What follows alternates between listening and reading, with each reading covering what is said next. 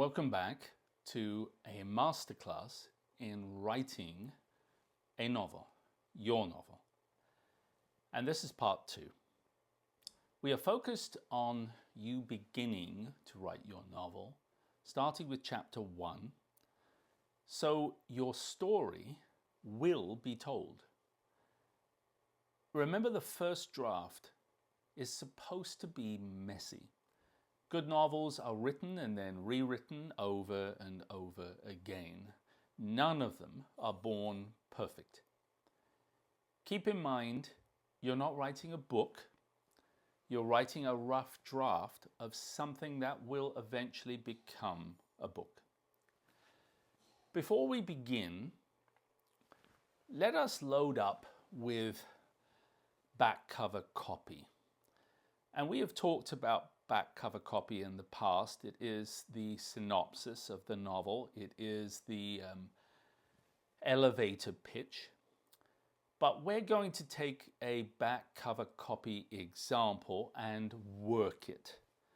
And this serves two purposes. It gives us a chance of warming up before chapter 1.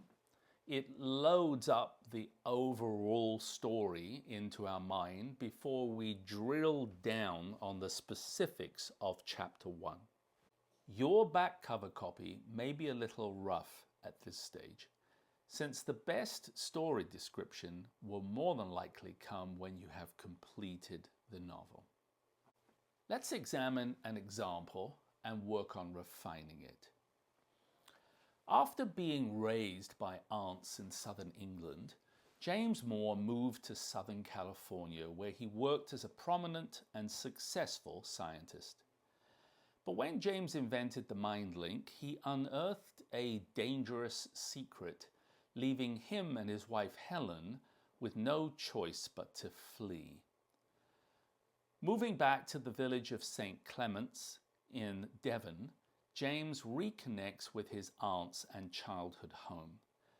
He begins to hope that the dangers of the past are over, and with the announcement of Helen's pregnancy, that the future is finally offering them some happiness.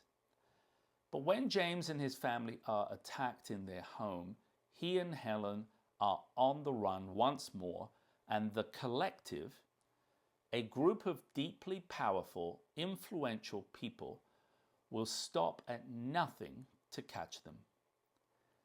When James and Helen are given an opportunity to join the collective, they must choose between their future and the future of hundreds of thousands of others. A solid draft for a back cover blurb. It sets up background, the emotional stakes, conflict, and a high concept antagonist, this collective. The story flows logically from backstory to invention to danger to escape to attack and then to a major choice. Including the pregnancy and childhood home provides emotional grounding amidst the thriller stakes. The phrase "must choose between the future and that of hundreds of thousands" gives a good sense of scale and a moral tension. The shift from personal danger to societal consequences adds weight. That said, it could be more compelling and more tonally aligned with the genre of suspense thrillers. Phrases like "some happiness" feel a little casual and understated for a high-stakes thriller.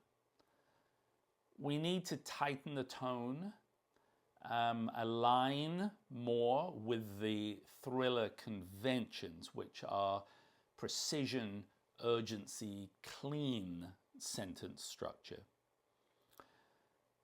The first paragraph has some redundancy or repetition, so that could be streamlined a bit. The collective's motivation is somewhat vague here. James and Helen are offered a chance to join the collective, but it's unclear why. What do they want from James? A hint of this maybe would increase the tension. Let us try a rewrite and then compare. Raised in a quiet English village, James Moore made a name for himself as a scientist in California. But when he invented the mind link, a revolutionary device capable of unlocking and reliving memories, he and his wife Helen uncovered a secret powerful enough to destroy lives. Forced to flee, the couple returns to James's childhood home in the village of St. Clement's in England. For a time, it seems like peace is possible. Helen is pregnant, and for the first time in years, they dare to imagine a future. But when their home is attacked, the past comes crashing back.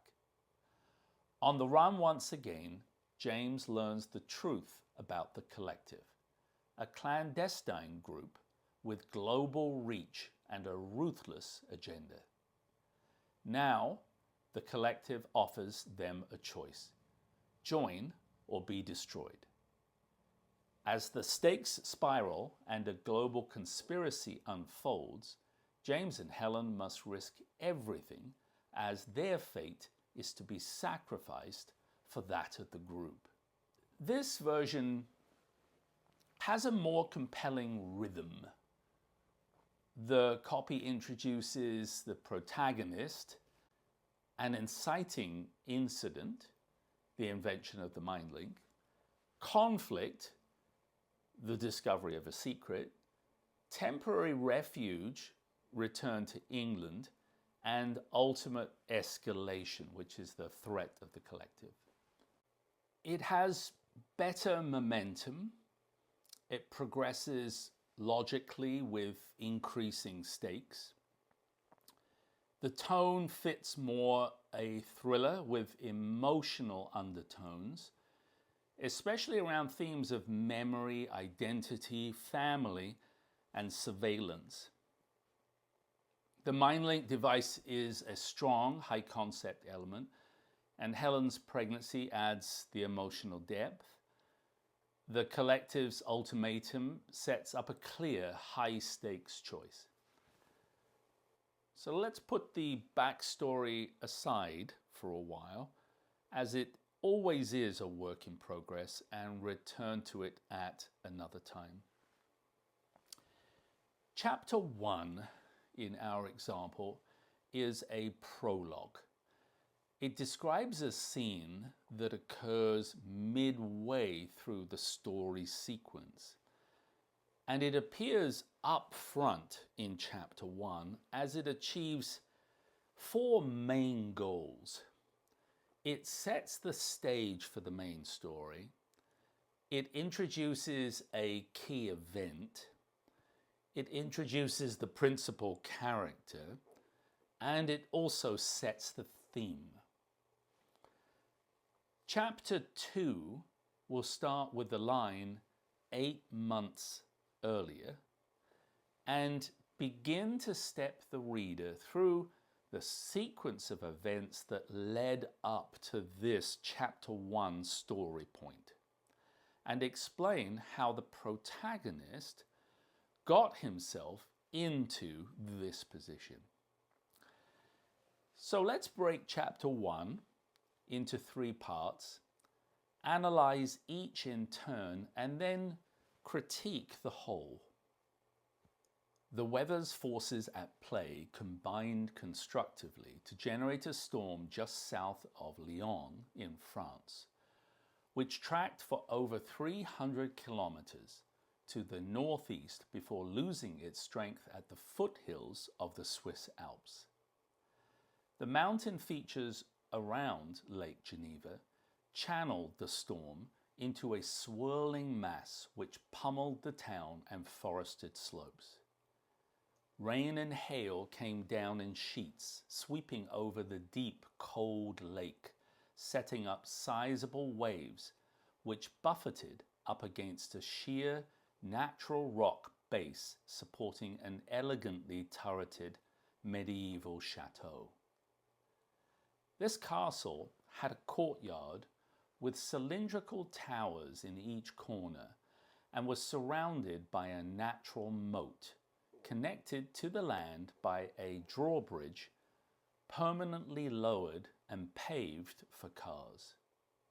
Two men dressed in dark suits crossed a century walkway pierced with medieval arrow slits, their flashlights playing from left to right, and then entered a central residence whose facade was adorned with large Gothic windows. The expansive room had stone-arched beams extending to the full height of the ceiling, and a fire blazed in a hearth occupying an entire wall. Recognizing the woman warming herself in a winged chair by the fireside, they skirted around a large banqueting table and waited in silent obedience. "Fetch the prisoner and bring him to the infirmary observation room." "Yes, ma'am," replied the lead operative. Hannah's voice was deep. She was fine-boned and slender. Her face was lined, had a porcelain paleness, and her white blonde hair was slicked back in a severe style. She was wearing a masculine grey flannel suit with high heels, and one could glean from the irritation in her tone and demeanor that she was reading a disagreeable message on her smartphone.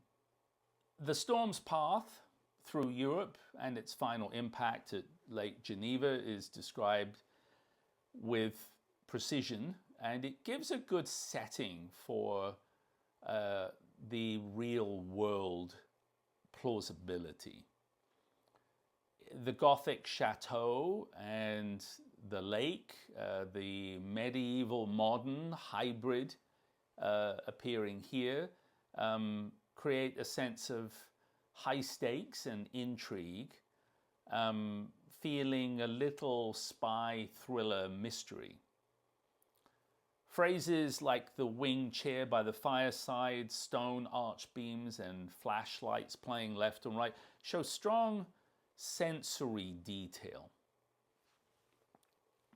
The architecture is good. It contributes to the mood.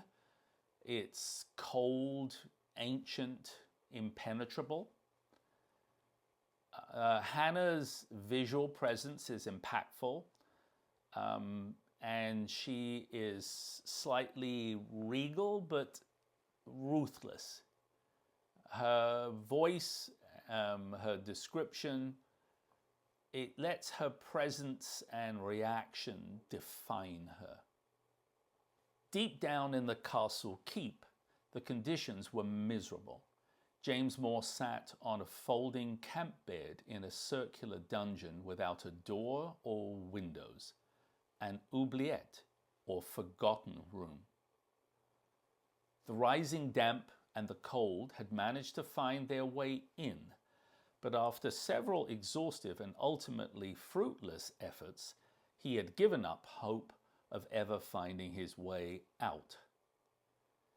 The basic necessities were lowered in and taken out twice a day through an access hole high in the arched ceiling.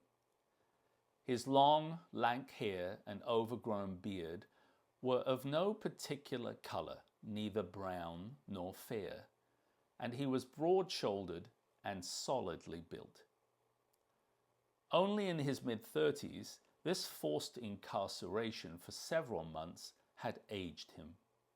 Hearing a noise from above, he looked up, revealing his blue eyes and a deep cleft in the center of his chin on a handsome face. Shackled hand and foot, he shuffled along between the two operatives and was led into a viewing room with a large window from waist height to the ceiling. This window afforded a clear view of a vintage infirmary with a stainless steel operating table in the center of the room under surgical spotlights, and a sterilizer steaming surgical instruments was alongside it. Double doors opened, and in walked a nurse helping a pregnant woman into the room and onto the table, where two orderlies restrained her. Recognizing Helen, James lunged forward, but was immediately restrained by his guards. Also in her early 30s, Helen was attractive, fair with pale blue eyes and a petite figure with a basketball-sized baby bulge. She spasmed in pain when a contraction peaked and struggled in a state of semi-conscious sedation. Two prep doctors entered, and after the usual preliminaries, they began a cesarean section. So James's physical decline is evident here. His unkempt beard and lank hair of no particular color, it feels symbolic almost, in that he's almost being erased here. His deep cleft, blue eyes, his identity has almost been stripped with this incarceration. Helen's brief appearance and description makes her vulnerable, real, endangered. And the description of the C-section, the medical, precise element, the lack of emotional regard by the staff, the coldness adds to the villainous atmosphere here. Hannah entered the room, seemed to intentionally take up a position to block James's view, and attached a microphone to her lapel. "Can you hear me, Mr. Moore?" James ignored her, still vying for a better position, while the senior guard holding James nodded to Hannah in acknowledgement. "Your stubbornness has left us little choice. You seem to care very little for yourself, so let us see how much you care for those you love." The doctor mumbled something from behind, and Hannah covered the microphone to respond.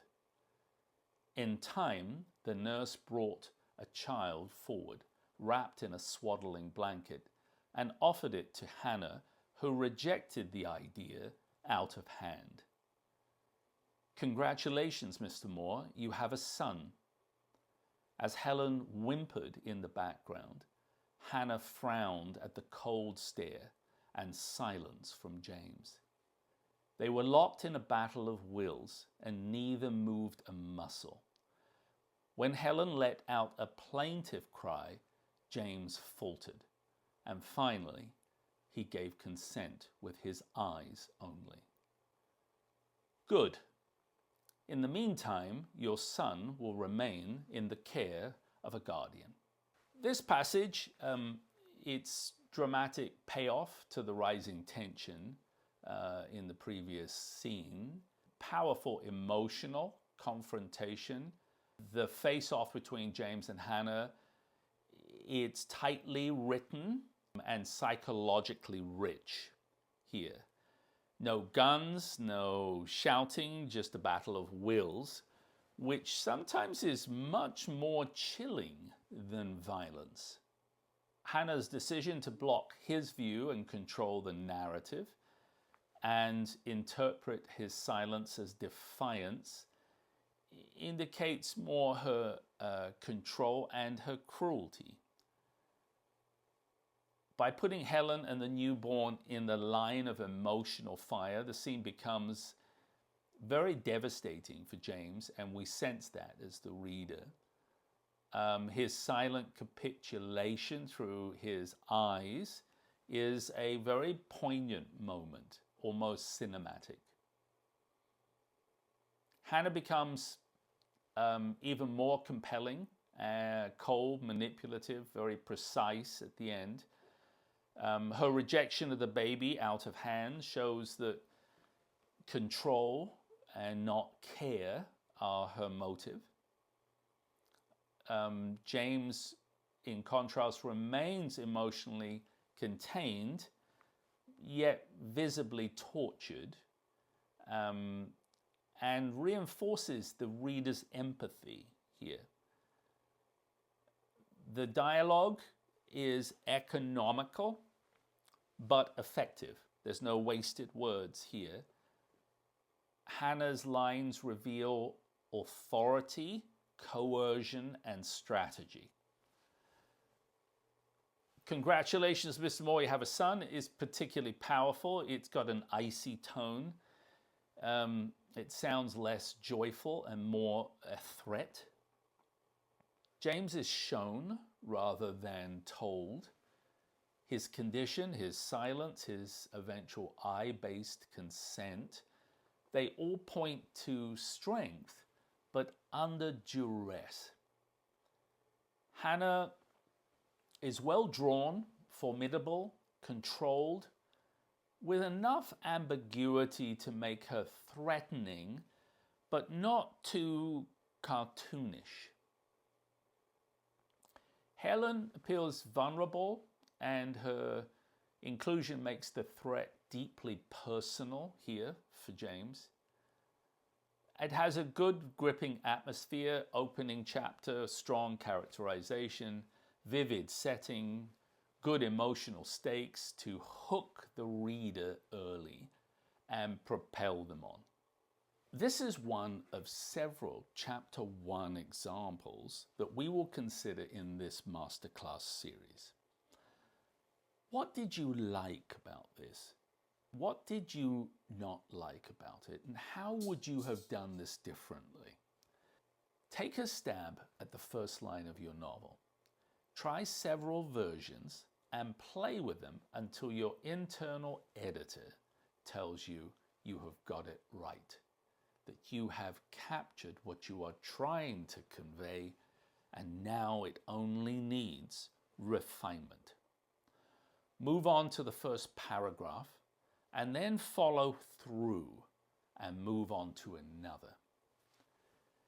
Keep the scene you have playing in your mind's eye and let that play continuously as you document this. Thank you for joining me today, and I look forward to seeing you on the next video. Otherwise, bye for now.